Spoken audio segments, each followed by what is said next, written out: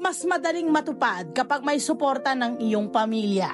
Ganyan sila Tatay Wailon sa anak nilang si Willa, isang fencing student athlete. Sa edad na 13 years old, unti-unti nang hinahasa ni Willa ang talento niya sa pag-fencing at sa bawat kompetisyon na salihan niya, nakasuporta ang kanyang mga magulang.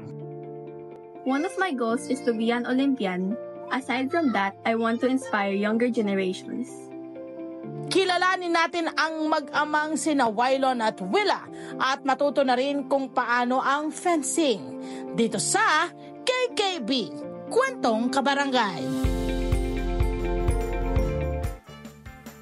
Yun!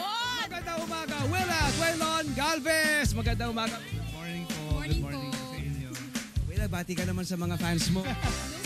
Sa mga coaches ko po and teammates na nanonood po and Team Galvez po, Team Panlilio, Team Palabay, my family, friends. Ang cute, dami niyang pamilya. Oo. Ang kagandahan niyan, my friend, dapat talaga ang unang sumuporta sa mga atleta natin o mga kabataan natin Pamilya. ay yung kanilang pamilya mismo. Sariling pamilya. Okay, Tama. eto na, punta na tayo sa fencing. Sino ang may pakana nito? Wailon. And siguro kami yung nag-encourage sa kanya to get into fencing. Sports actually, nag-start siya as golf. 6 to 7 years Kasi old. ang alam namin, ano ka raw, sports journalist. Yes, previously sa Manila Bulletin. Tapos syempre sa media, na-invite tayo konti ng mga golf. So naisip ko, ba't kaya hindi ko ipasok sa sports yung anak? Kasi sa sports, nandyan yung discipline, building character. Alam mo na lahat, nandun eh. 6. Oo, Isang 6 anak years lang ba old. siya? Isang anak lang Nag-isa, siya. oo. So, pinatry namin siya mag-golf for siguro 5 months. Then, natuto naman. Nag-join siya ng competition pero natigil. Alam mo naman ang golf, medyo mahal talaga. So, natigil. Then, Southeast Asian Games 2019 dito ginawa. Sabi ko, golf parang fencing, may hawak din. So, pag uwi ko, sabi ko, anak, excited ako. May sports na akong bago sa'yo. Hand-eye coordination mo, may fencing. Pinanood niya kinabukasan. Silang mami niya, si Lizelle.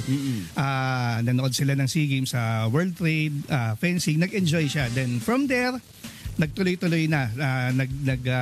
Nag-sign up na kami to join the clinic, summer clinic. Unfortunately, 2020, nag-pandemic. Pero hindi doon natapos kasi nag-online siya. Training niya dito Online. sa bahay. Gusto online. niya talaga, my friend. Oo. Kasi imagine mo, ang online, parang katatamaran mo na yun kasi parang, Oo. okay, dito lang ako sa bahay. Lang Oo. gagawin, diba? Paano? Anong nagustuhan mo sa fencing? Ang nagustuhan ko lang po talaga is, yun po, may hand-eye coordination po and yung may hawak po, ganun katulad po ng sabi ni Daddy. And especially po kasi may opportunity po kasi ako eh. May goals po ako. Yun po. Ang ganda na oo. na hindi siya pinilit. Tama. Inintroduce, pero na-in love siya. Nagustuhan niyang kusa. Dapat ganun. Dapat Oo. ganun feeling ko eh. Oo. Diba? Ayan. Ano yung sinasabi mong, paano yung sinasabi mong discipline na nakukuha mo rito? Yung hand-eye, yung coordination and all, paano mo siya inaral? Ilang taong ka nun? 2019. So, He was 6 8 years ago. years old. Anong yung mga training na kinuha muna? First steps. Yung first steps ko po is, kunwari, pag learn po ng on guard. So, tinuruan po ako nun nila Coach Christian, which is my first coach po. And then yung sunod ko po si Coach Amat. Then po, tinuruan po nila ako sa pads po. This one po.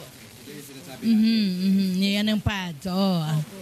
And then, yung paghawak po ng sword, Uh-huh. yung mga, yes po, yung basic forward, yung basic backward, then yung lunge po, na attack po. Nag-umpisa na si Willa mag-demo. Pwede mo ba i-demonstrate na ito? Ayan, ito yung mask mo. Matibay itong mask na to. Talaga protective Yes. gear mo. No?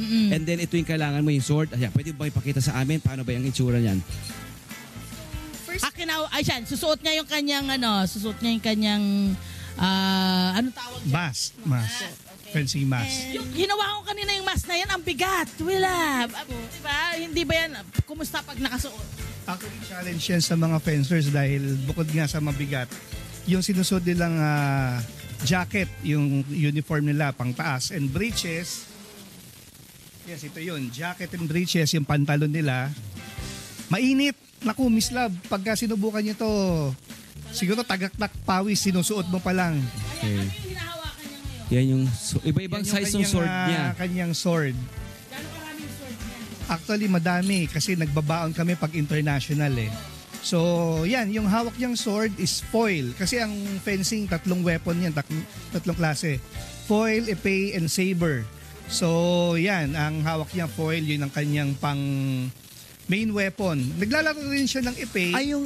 Sorry bro, ano yung ginagawa niya na parang binibend niya yung... Pinifeel siguro yung sword. Okay. Pinifeel yung sword bago lumaban. So, saka pag-straight din para dumiretso yung sword. Mag-straighten siya. Okay. So, kailangan mo ng space. Ayan, bigyan natin ng space si Wela ha. Ano yung ginagawa niya? Ano ba? Sa kanya ko na o Kasi, Si Tat... yung ginagawa niyang stance, yan yung on guard. Normally, yan ang talagang position ng mga fencers. Ayan, yung pinapakita ni Wela. Pinapakita ni Wela yan ang on guard. And then, Okay. yung referee magsasabi ng ibig sabihin ready, ale, yun, go. Saka Ale. magsusugudan ngayon yung magkalaban. So, yan yung, kumbaga, proper, ang tawag dyan, tush. Nakikita mo pati yung stand ng Yung kamay, oo. katawan, yung haba, yung Yes. Pag-tush niya sa kalaban, oo. Actually, yan nagturo sa kanya, na nabanggit niya ni Willa initially is si Coach Christian Canlas. Siya yung basic na nagturo sa kanya ng footworks, then paanong tumusok. Then, kumbaga, na-upgrade siya kay former national team coach Rolando Amat Canlas Jr. Ngayon, siya yung coach ngayon. gusto kong malaman ano yung mga XX at yung yung mga Ito. nakasulat dyan. Anong ibig sabihin? Hindi, wala naman yan. Target lang yan. Actually, lang. kasi sa foil, sa kanya, sa weapon niya, as you can see, ito yung lamay. Tawag dito lamay. Yung para siyang vest. Yung nakikita yung kulay gray. So, sa foil, ito lang yung target niya. Sa katawan lang. So, pag tumusok dito, it's off target. Pag sa mukha, off target. Pag dito sa legs, off target. So, talagang ito lang. And yung back. Pero syempre sa mga babae, kailangan may pad dito. May pad yan sa loob. tayo. May No? Para chest plate na tinatawag. Oo. So sa saber naman, hanggang dito sa braso, saka sa ulo. Then yung epee, full body from... Okay. I'm sure may mga kabataan nagtatanong, Wela, masakit ba? Pag tinama.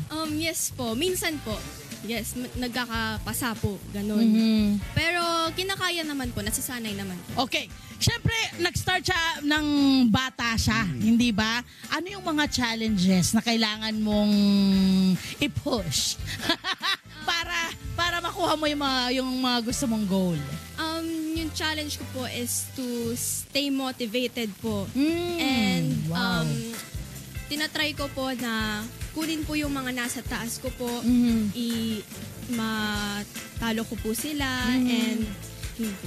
Kasi may friend para daw makasali ka sa national team ng Philippines, kailangan mong mag-rank. Yes. So ano ang ilang rank pala ang kailangan mong kunin at ano yung huling rank para masali ka sa Philippines? Actually sa ranking naman, hindi kailangan kung ilang point system kasi. So sa kanila, sa women, sa seniors, siguro more or less meron tayong around 40 fencers, babae sa category nila.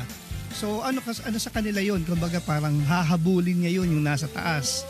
Oo. By joining the Philippine Fencing Federation Association ranking. So talagang join ka ng join dapat. Na-train. Oo, So eto na! 8 years old, di ba? Eto. Nalumpisa siya. Aba, Dito ilang tayo, taon halika lamang. rito. Tingnan nyo naman yung mga medalya na nakuha na niya. 6 years later, Yes! from 2019, eto na. Ano ang maunang kompetisyong sinalihan mo at anong medalya yun? Yung unang-una ko po talaga is, hanapin ko po Sige, dito. hanapin Sige. ko. Sige, sa dami kasi. po, malilito na siya pero international yun. Okay, ayun. Sige. This one po. Wait.